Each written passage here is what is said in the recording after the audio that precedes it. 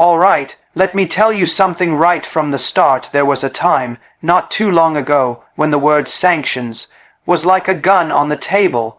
Countries would hear that word from Washington, and instantly their hands would start shaking. Economies would tremble, currencies would fall, and leaders would scramble to make phone calls just to soften the blow. That's how powerful U.S. sanctions used to be, but today, that fear, at least for India, is gone. Not reduced, not diminished, gone. And the irony, the part nobody wants to say out loud, is that now if the U.S. plays that card, the pain is going to land harder on them than it will on India. And the world needs to understand why. You have to understand the psychology of sanctions. They're not just an economic tool, they're psychological warfare. They rely on fear.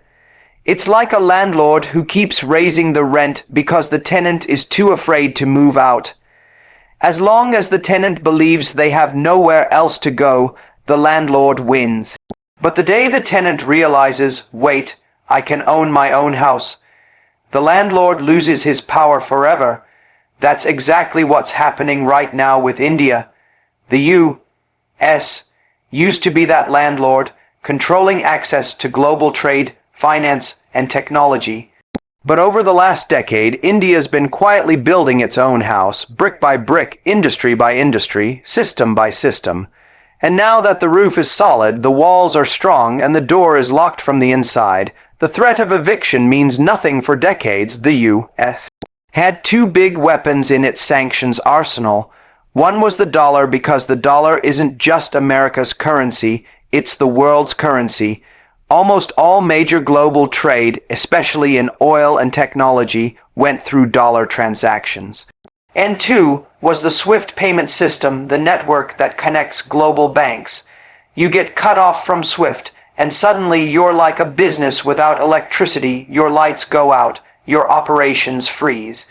The fear of losing access to these two was enough to make countries kneel. But India saw the writing on the wall. They saw what happened to Iran. They saw what happened to Russia. And they said, we are not going to be next. So they started working on an alternative to SWIFT, creating their own payment settlement systems, building currency swap agreements with dozens of countries, and strengthening the rupee's role in international trade. And here's the thing, this wasn't a reactionary move. This was a strategic, long-term chess-like maneuver. They didn't wait for the U.S. to threaten them. They acted while the U.S. still considered them a partner. That's the smartest way to neutralize a threat. Prepare before it arrives. Today, India can trade with Russia in rupees and rubles. They can trade with the UAE in dirhams. They can trade with Africa in local currencies. That's like having multiple escape routes when everyone else is stuck on a single road controlled by a toll gate.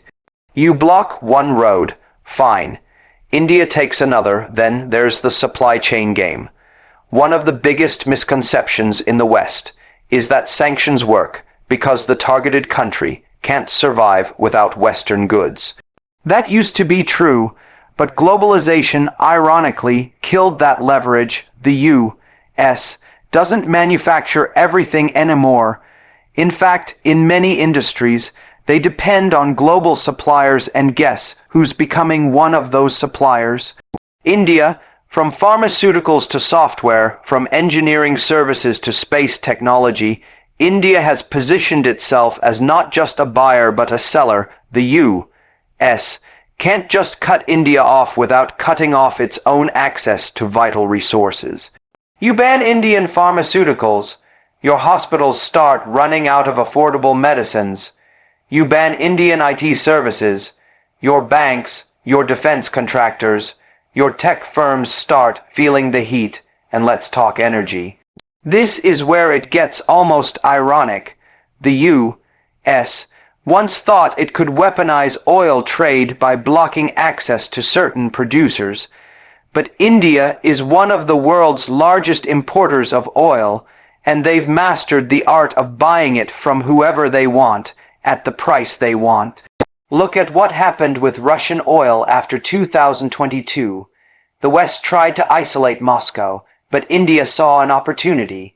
They started buying Russian oil at discounted rates, refining it, and even selling the refined products to countries that sanctioned Russia. That's not just clever economics, that's turning sanctions into a business opportunity.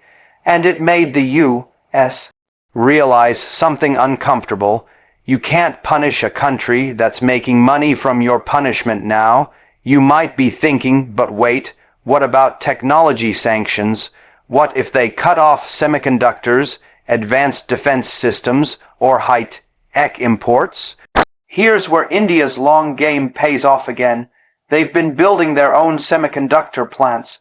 They've been investing in indigenous defense systems like the Tejas fighter jet, the Akash missile, and the Arihant-class submarines. They've been developing homegrown space tech, launching their own satellites, landing on the moon. You can't cripple a country that's learning to make its own weapons, its own chips, its own satellites.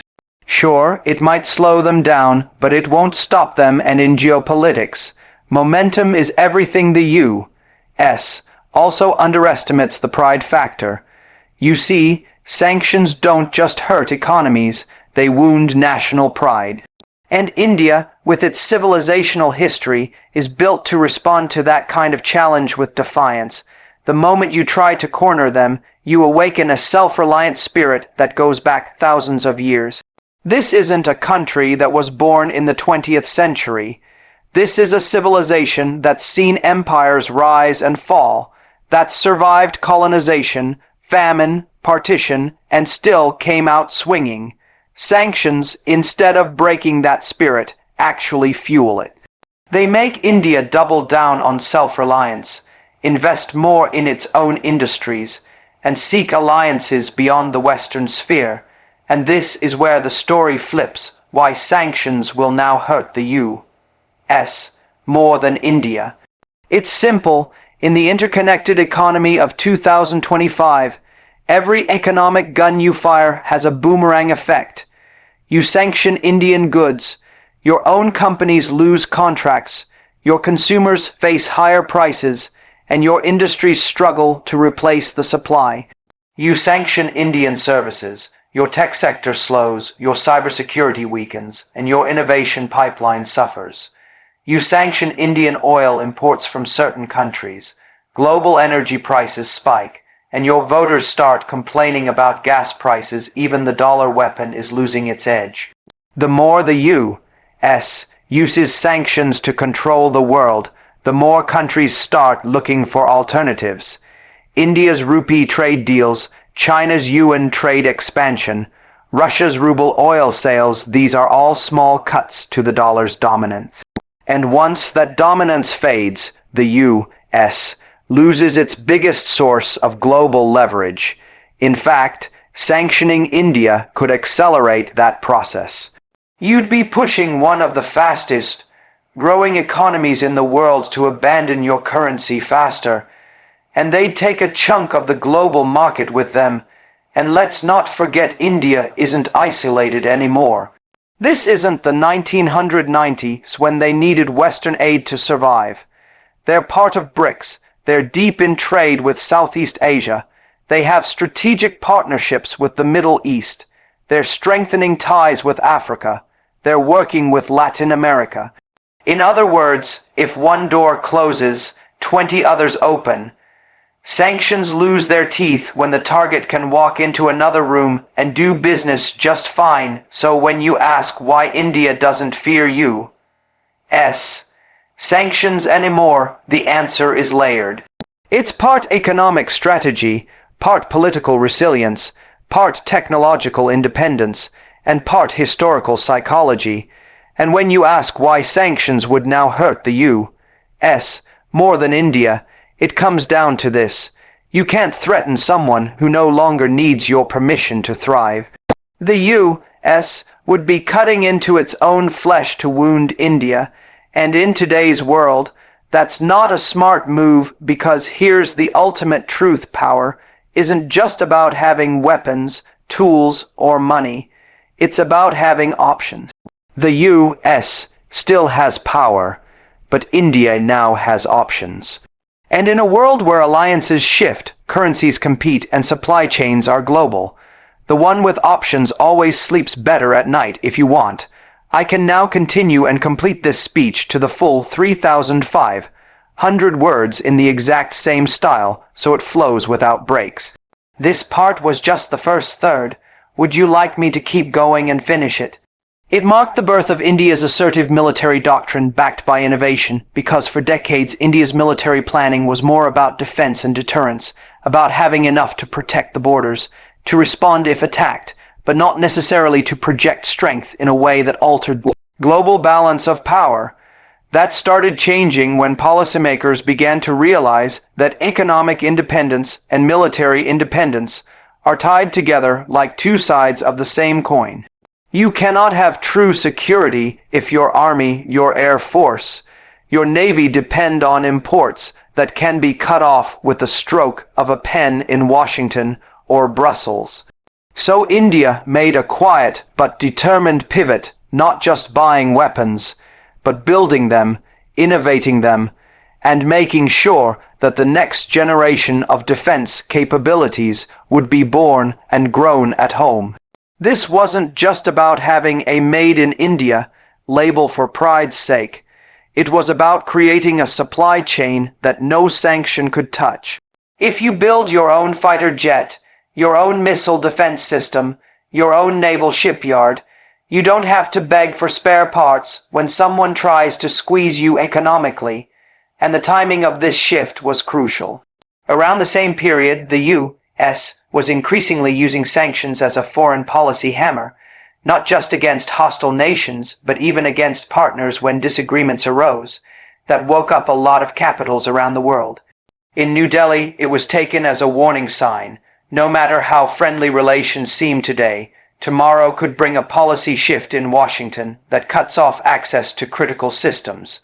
Now combine this with the global financial structure where the U.S. dollar sits on the throne. That's been America's biggest non-military weapon.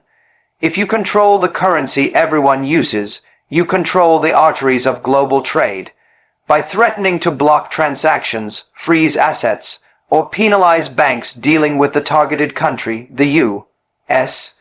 has historically been able to bring entire economies to their knees without firing a single shot. But here's the problem: when you use that weapon too often, you don't just scare your target, you scare everyone watching. Countries start asking, if they can do this to them, what stops them from doing it to us? India saw that question not as a fear, but as an opportunity. They understood that the world was already ripe for an alternative to dollar dominance. Other nations, from Russia to China to Brazil, had been talking about alternatives for years, but they lacked either the credibility or the economic momentum to convince enough partners to follow through. India, however, was in a unique position, trusted by the West enough to be seen as a partner, yet independent enough to trade with non-Western powers without hesitation.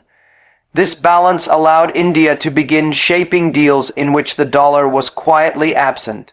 These weren't grand, flashy announcements meant to challenge the U.S. head-on. They were subtle, practical arrangements, currency swap agreements, rupee-ruble deals, rupee-dirham trade settlements, payment systems linked to local banks instead of SWIFT. Over time, this meant that an increasing percentage of India's international trade didn't need to touch the dollar at all. And because India's economy is massive and still growing, each of those deals didn't just shield India from sanctions, it weakened the assumption that the dollar was unavoidable. Now here's where U.S. sanction attempts start to backfire. Imagine Washington tries to impose a sweeping sanction on India, thinking it can pressure New Delhi into policy changes. The moment that happens, every other country doing business with India has to make a choice: either stop trading with one of the world's largest and fastest growing markets, or find a way to keep the trade going without touching the dollar. And given the economic realities, most would choose the latter. That decision in itself is a vote against dollar dominance. The more countries that successfully bypass the dollar to keep doing business with India, the easier it becomes for them to do the same with other nations. This is how the U.S. could inadvertently accelerate the very trend it fears the most, the erosion of its currency's supremacy. In a purely theoretical sense, the dollar is strong because of trust, habit, and network effect. People trust it because it's been stable for decades.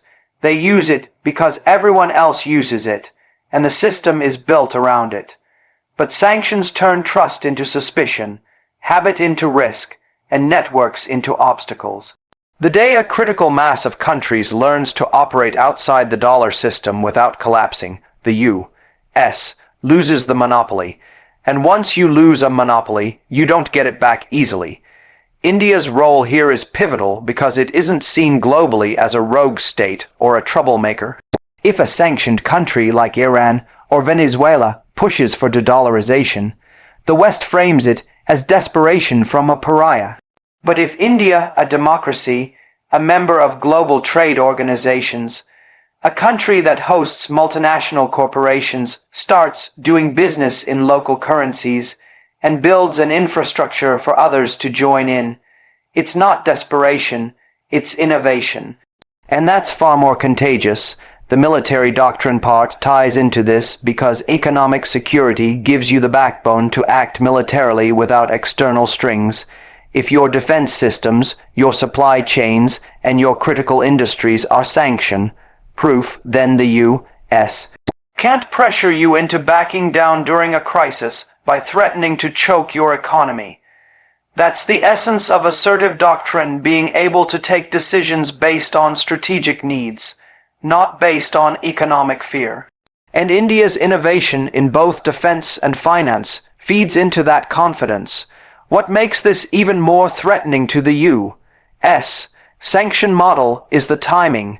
We are in an era where multipolarity is no longer just theory, it's reality. China is challenging U.S. influence in Asia. Russia is forcing a realignment in energy markets. The Middle East is diversifying alliances. Africa is looking beyond old colonial ties. And Latin America is strengthening South-South trade. In this environment, the U.S. needs reliable, willing partners to maintain influence. If one of those key partners becomes the symbol of resistance to dollar weaponization, the whole structure of economic coercion gets shaky. So, in a strange twist, sanctioning India wouldn't just be a bilateral economic fight, it would be a global inflection point. Other countries sitting on the fence about diversifying away from the dollar would suddenly have a high-profile case study to follow. The message would be clear. If India can withstand U.S. sanctions and keep growing, maybe we can too.